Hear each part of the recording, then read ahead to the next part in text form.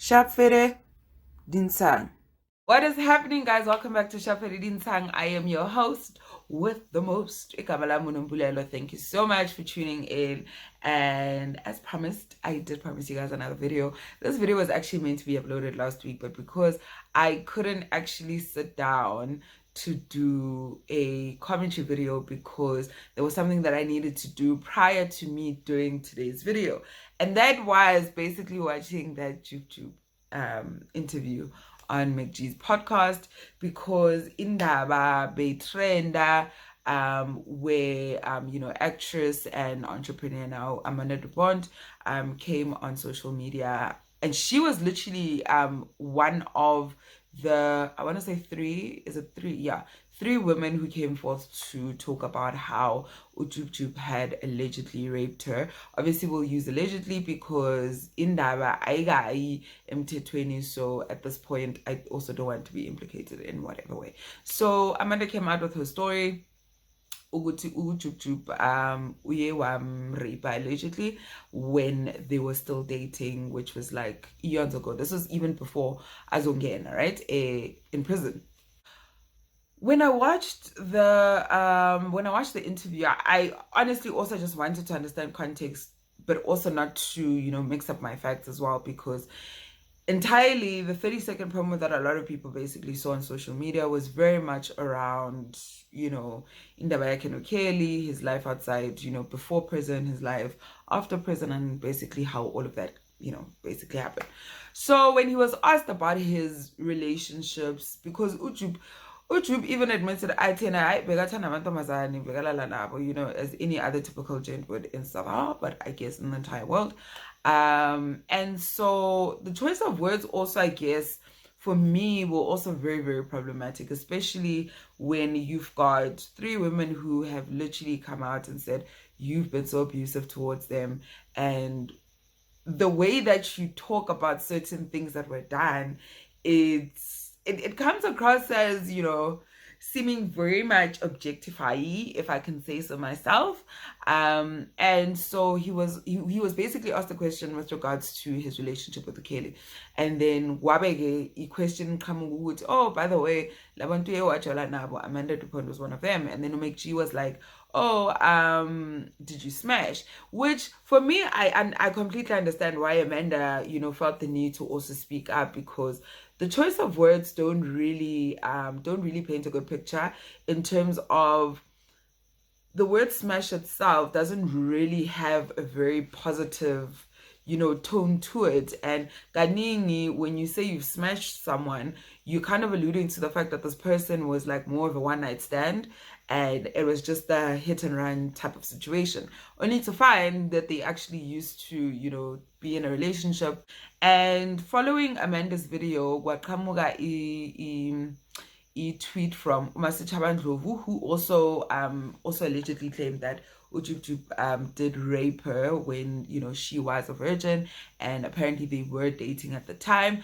I am not too sure about their dating history. And then I think there was also another young woman who came forth saying that Jub Jub, because that she was also raped when she was, I think, 17 or something like that. So it's huge, guys. Like, it's really, really huge. And this is literally, I can't remember how many cases we've had where we've seen high profiled individuals being implicated. Now, I wouldn't even say implicated, but being pointed out and being exposed as to Lizinto Bebazenza before, right? Because if we're also being honest, there are people that keep asking, but Amanda Ganti, if indeed this did happen, why didn't she speak up? And considering that abazali bakhe, there was somewhat it's not like bekahlupheka, basically. That's what people were alluding to. And a part of me is like, we're talking about someone who was like the it guy back then, and you as a woman, there's a lot that you have to question, because most exposed umuntu at that point in your life, you're still a student, uhlala nalo muntu lo ojola naye, who has now done these things to you. it's not easy because your life is on the line. You know what people are going to threaten you. You know that, you know, your career opportunities might actually be cut short. So it is a very tricky situation, and I think Amanda's Amanda's story is literally just one of so many that so many women, you know, have had to experience, and the fact that the law couldn't really do much for them. And it's just quite, you know, it's quite disappointing at how, you know, years later, Amanda was still very much scared to even talk about Yona Linda Ballet, despite her, you know, having, you know, angazi ufushadile to her current partner, but having such a supportive partner, and then you're also just having to deal with so much of this trauma and this pain, where you literally see your alleged perpetrator living his best life and doing what he's basically doing on television or in media. And for me, what was so disappointing was how umama Jub Jub went, I think it was probably a voice note that was shared, you know, to someone, and how she was defending him. And look, there's nothing wrong with defending your own child, because most parents are like that, right? But you know, there's certain things where you have to just keep quiet, because now when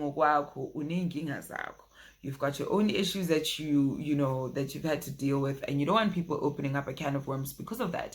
And so for me, I was like, okay, this woman also, why are you declaring in the Bayama twins nanoguti? If Amanda did abort them, so what? It's her body. Like, she had no right to tell you guys ngoguti, hey, I'm going to abort. That's her choice. Ukuthi choice yakhe. Me again, it had nothing to do with you guys. And also, if you know the claims also were accurate, then you wouldn't blame her for doing that, because why would you bring in children into the world, you know, within a situation where you know Guti, your children are just going to witness the abuse between their parents like that. And so yeah, I honestly just didn't get why Mama bega so guys, like sometimes I feel like when you've also got just a bad background yourself, is it too late? So from what I've seen, I think it was earlier today, I did see that Jub Jub did release a statement. I'm just not too sure when the statement, you know, was shared, but he basically apologized to, you know, Amanda for opening up old wounds, and for, you know, obviously having to remind her of the past that they used to share. And then obviously he then goes on to explaining how he'll, you know, just, yeah, abide by the law, and that the media needs to basically respect the privacy between the two parties, and so on and so on, your typical type of PR story.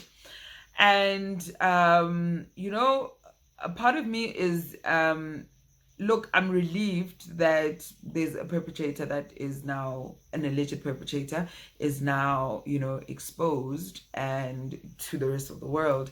Because yes, guys, we live amongst people who are so good at hiding their true selves, you know, from other people, because they've got the status, they've got status, or they've got, you know, money, they've got some form of privilege, they are people's faves. I mean, we did see this with the rape list the year before, and how there were so many people that were well known on that list, but how many of them actually were confronted and cases were opened? Unfortunately, cases aren't opened because our justice system, our law enforcement, is the wackest in the world, and so there's no support in what sort of way to actually make these guys account for what they've done to young women. And it was quite sad because it's quite a lot of entertainers, so you can only imagine, like, some of these clubs and events do go in promoting you know, this type of behavior. And it's quite scary because I for one, I've got a cousin who's 19, and I used to tell her how I used to go partying, guys. Like, my mom used to allow me to go partying, like, when I was 16. I think I started partying when I was, like, 16, went into 17, 18. And then I think that's when I stopped. Around when I was 18, that's when I stopped going to clubs and partying quite a lot, because I'd done so much of it. But back then was actually a lot safer than it is now. And I always get so scared whenever she's like, oh, I'm going to a party. And I'm like, better not hope it's a club, because some of the things that you hear from other women and them experiencing these things from, you know, in the hands of men is truly problematic. And the fact that these clubs know exactly what's going on, but they still promote it because they keep quiet, they don't even action anything. So we are just sisenjeni, guys. Like, honestly, sisenjeni, and it ain't cute.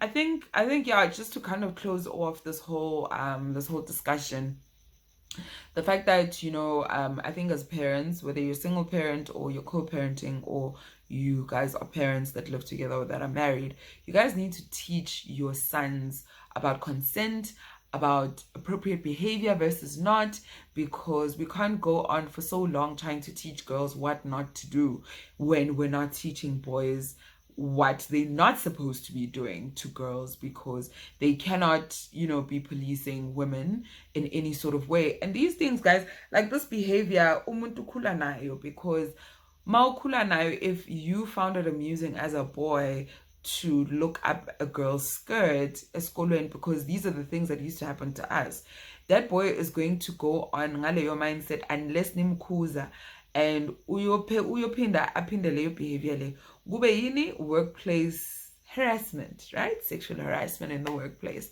And it's going to be very problematic. So parents that have boy children, please teach your sons to do better. Like, teach them what's right and what's wrong, and the fact that they need to respect women as they respect their own friends. Yeah, guys. So personally, I think my 2 cents on the matter, I honestly want to see this whole case, you know, just being followed through, because I think apart from the Euphonic and the DJ Fresh, yeah, the DJ Fresh case, I want to see more cases of, you know, women opening up about their perpetrators, and, you know, involving the justice system so that they can also do better and actually make examples of them. Much like in the US, R. Kelly had gotten away with it for so long that it was only now laba zomfaka khona, all because of this one documentary. But there was just so much evidence that was actually waiting on him, and look where he is now. And I do feel like once, you know, a high profile case gets to that point, then it's going to be high time that people actually start checking themselves, which is actually so sad, because our societies, I guess, are kind of just trained that way, that if it involves someone of that stature and this person is punished, somewhat behaviors change, things are altered. And so we can only just pray and hope that, you know, things go well for Amanda, and we are sure, I am, sorry, because I'm literally the only person here, but I am honestly praying that, you know, she gets through it, and that she's got tons of support, whether online or offline, and that, you know, it's never too late. It's never too late to speak up, whether you're in your 50s, your 60s, your 40s. Talk about, you know, your experiences as soon as you're ready, because it's high time that men don't get away with this shit. Like, guys, this katele, yazin, women are dying at the hands of men, and we're just here. Thank you so much, guys, for tuning in today. I don't know whether I'd said you guys must subscribe. I'm just here to remind you. Please don't forget to comment, like, share, most importantly, subscribe. Thank you so much, guys, and I will see you guys next time.